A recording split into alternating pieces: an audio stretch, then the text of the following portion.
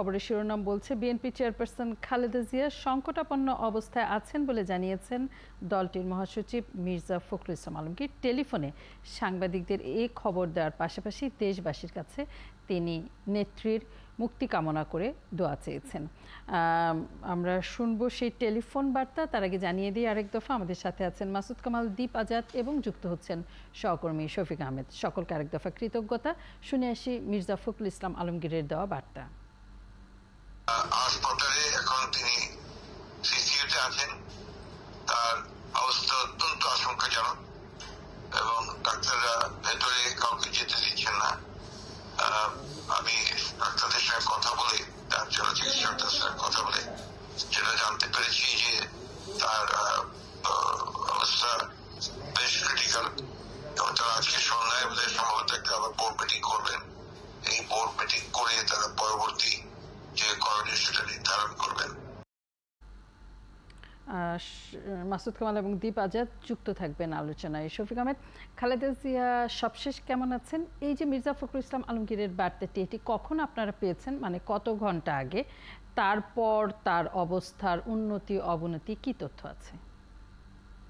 ধন্যবাদ ফারজানা রূপা। আপনি জানেন যে বিএনপির মহাসচিব সর্বশেষ ব্যক্তি, বিএনপির নেতা, যিনি হাসপাতালে অর্থাৎ এভারকেয়ার হাসপাতালে গিয়ে বেগম খালেদা জিয়ার সাথে ঠিক দেখা করতে পারেননি, কিন্তু তার চিকিৎসকদের সাথে দেখা করে স্বাস্থ্যের খোঁজ খবর নিয়েছেন। তখন চিকিৎসক, বিশেষ করে বেগম খালেদা জিয়ার মেডিকেল বোর্ডের যিনি প্রধান শাহাবুদ্দিন তালুকদার, তার কাছ থেকে তিনি জেনেছেন যে আজ রাতে দেশি বিদেশি চিকিৎসকদের সমন্বয়ে তার যে মেডিকেল বোর্ড, সেই বোর্ডে সিদ্ধান্ত হবে যে খালেদা জিয়া গতকাল রাত 3:45 নিয়ে আসার পর তার বেশ কিছু শরীর থেকে নমুনা নেওয়া হয়েছে, পরীক্ষা নিরীক্ষা হয়েছে, সেসবের প্রতিবেদন মানে রিপোর্টগুলো মূলত আজকের এই মেডিকেল বোর্ডে আলোচনা হবার পর তার পরবর্তী চিকিৎসা পদ্ধতি নির্ধারণ হবে। তবে যে কারণে বেগম খালেদা জিয়াকে গতকাল রাত 3:40 নেওয়া হয়, সেটি মূলত একটি উদ্বেগজনক ঘটনা ছিল। বিএনপির চেয়ারপারসন বেগম খালেদা জিয়ার ব্যক্তিগত চিকিৎসক এজেড জাহিদ হোসেন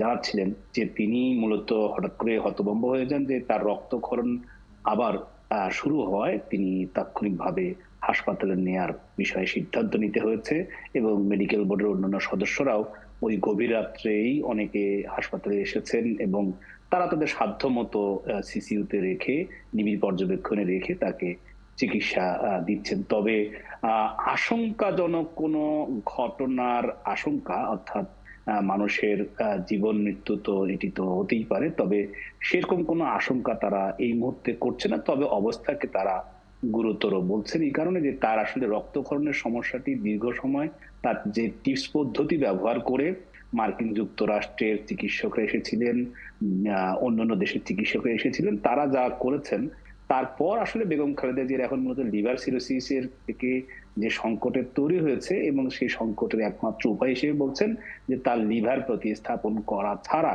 বেগম খালেদা জিয়াকে পূর্ণাঙ্গ সুস্থ করা সম্ভব না। সেটি করতে হলে বেগম খালেদা জিয়ার বয়স এখন প্রায় 80 বছর এবং তার উচ্চমাত্রায় ডায়াবেটিক সহ তার অন্যান্য রোগের যে মাত্রা, সেই মাত্রাগুলো বিবেচনায় নিয়ে তাকে এখন বাংলাদেশের কোনো হাসপাতাল না, উন্নত দেশে উন্নত চিকিৎসা কেন্দ্রে নিয়ে তার সেই ব্যবস্থাপনার মধ্য দিয়ে তাকে যদি করা হয়, বিশেষ করে তারা জন হপকিন্স মেডিকেল বিশ্ববিদ্যালয়ের কথা এখানে উল্লেখ করেছেন। এর আগে যেসব বিদেশি চিকিৎসকরা সরকারের অনুমতি নিয়ে এই এভারকেয়ার হাসপাতালে এসে তার টিপস পদ্ধতি ব্যবহারের মধ্য দিয়ে যখন রক্তক্ষরণ বন্ধ করে, তখনকার এটি সুপারিশ ছিল। শফিক আহমেদের কথা একদম পরিষ্কার। খালেদা জিয়ার স্বাস্থ্যের একটা আদ্যপান্ত চিত্র আমরা পেলাম। মাসুদ কামাল, দীপ আজাদ কোনো কিছু যুক্ত করবেন? আমার আরো দুই একটি বিষয় জানবার আছে। দীপ আজাদ হচ্ছে যে বেগম জিয়ার যে বিদেশি চিকিৎসকরা এখানে এসেছেন আর কি, এই মুহূর্তে কোনো বিদেশি চিকিৎসক আছেন এই মুহূর্তে এভারকেয়ারে তার চিকিৎসা করার জন্য? মাসুদ কামাল। না, উনি যে একটা প্রশ্ন করেছেন দীপ আজাদ যে বিদেশি চিকিৎসক আছেন কিনা, আমি যতদূর জানি নেই। আমি জানি যে ওনারা আসছেন, দেখবেন, তো এ পর্যন্তই। আর আমার যেটা বক্তব্য, যেন একজন বয়স্ক মানুষ, উনি আসলে দেখেন কিছু কিছু ব্যাপার আছে যে আপনার চিকিৎসা করে আপনি শেষ করতে পারবেন না। বয়স তো একটা বড় সমস্যা, তাই না? চিকিৎসা করে তো মানুষকে অমর করা যায় না। তো সেক্ষেত্রে কি করা হয়? সেক্ষেত্রে হলো আপনার মনের যে শান্তি, সেটাকেও কিন্তু গুরুত্ব দিতে হয়। তো এই মানে ওনার আত্মীয় স্বজন উনি নিজে ওনারা মনে করছেন যে দেশের বাইরে যেতে পারলে হয়তো ওনাদের একটা লাভ হতো। সেখানেই কি হবে, সেখানে গেলে যেন অমর হয়ে যাবেন তাও তো নয়। মানুষের তো একটা বয়সের জীবনের তো একটা সীমাবদ্ধতা আছে কিন্তু। তো এখন যদি ধরেন আমরা আমরা যদি কথাগুলো ধরি, যদি কিছু হয়ে যায় কিন্তু এটা কিন্তু একটা আফসোস থেকে যাবে। হয়তো ওনার ফ্যামিলির, ওনাকে যারা পছন্দ করেন, ওনাকে যারা ভালোবাসেন, সেরকম লোক কিন্তু দেশে অভাব নাই, তাদের মধ্যে কিন্তু একটা আফসোস থেকে যাবে। হয়তো বাইরে গেলে উনি হয়তো আরো কিছুদিন বাঁচতেন। তো এখন যখন ডাক্তাররাও বলছেন, ওনারাও চাচ্ছেন, আমার মনে হয় এই বিষয়টা সরকারের নির্বাহী আদেশে তো অনেক কিছু হচ্ছে, এখানেও সরকার নির্বাহী আদেশ দিয়ে সেরকম কিছু করলে আমি মনে করি না যে দেশের বিরাট কোনো ক্ষতি হয়ে যাবে। বরঞ্চ কিছু লোকের তো মনটা ভালো হবে, সেটাও দেখা যেতে পারে আমি মনে করি। শফিক আহমেদ, 2-3টি প্রশ্ন, সেটি হচ্ছে বিদেশে নিয়ে যাওয়ার ব্যাপারে মির্জা ফখরুল ইসলাম আলমগীর কোনো কথা বলেছেন কিনা এই দফায়, পরিবার থেকে কোনো তথ্য জানানো হয়েছে কিনা, পরিবারের সদস্যরা খালেদা জিয়ার পাশে কে আছেন, তার নিকট পরিবার যারা সন্তানাদি পুত্রবধূরা নাতি নাতনিরা কেউ আছে বলে জানেন কিনা, বিদেশি চিকিৎসকরা আমরা জানি এখানে নেই, কিন্তু তাদের সাথে যোগাযোগের মাধ্যমে কি চিকিৎসা চলছে এই মুহূর্তে? শফিক আহমেদ। আচ্ছা, আপনার প্রথম কথা দিয়ে শুরু করি যে বেগম খালেদা জিয়ার বোন, বড় বোন, তিনি আছেন হাসপাতালে, এবং বেগম খালেদা জিয়ার ছোট ছেলে প্রয়াত আরাফাত রহমান কোকোর স্ত্রী শর্মিলী আহমেদ, তিনি যুক্তরাজ্য থেকে রওনা হয়েছেন বলে আমরা জানতে পেরেছি, তবে এখনো তিনি ঢাকায় এসে পৌঁছেননি। আর পরিবারের পক্ষ থেকে আগে কয়েক দফায় যে আবেদন সরকারের কাছে স্বরাষ্ট্র মন্ত্রণালয় এবং তা আইনি মতামতের জন্য আইন মন্ত্রণালয় হয়ে সরকারের ঊর্ধ্বতন কর্তৃপক্ষের কাছে, প্রধানমন্ত্রীর এখানে এক ধরনের অনুমোদনের দরকার হয়, সেটি আইনি জটিলতার কথা বলে এর আগে বেশ কয়েকবার তা খারিজ করে দেয় সরকার। এবং একই রকম ভাবে বিএনপির মহাসচিব বা বিএনপির চেয়ারপারসনের যারা আইনজীবী, তারাও সচিবালয়ে গিয়ে স্বরাষ্ট্রমন্ত্রী এমনকি আইনমন্ত্রীর সাথেও বিষয়টি, বেগম খালেদা জিয়ার চিকিৎসার বিষয়টি রাজনৈতিক নয়, এটি মানবিক, তার চিকিৎসা এটি সাংবিধানিক অধিকার এবং এখানে আইন কোনো বাধা নয়, এটি মূলত যে নির্বাহী আদেশে সরকার তাকে মুক্তি দিয়েছে অথবা তার বাসায় থাকার সুযোগ দিয়েছে, সে তার যে দুটি শর্ত দিয়েছে, সেই শর্তের মধ্যে যে দ্বিতীয় শর্ত যে তিনি বিদেশে যেতে পারবেন না, সেটি যদি সরকার প্রত্যাহার করে নেয় তাহলে বেগম খালেদা জিয়ার চিকিৎসার জন্য তার দলের নেতা কর্মী বা তার পরিবারের সদস্যদের নিজস্ব ব্যয়ে বেগম খালেদা জিয়াকে বিদেশে নিতে চান, এবং সেই তাদের বক্তব্য এখনো আগের বক্তব্যই তারা অব্যাহত রেখেছেন।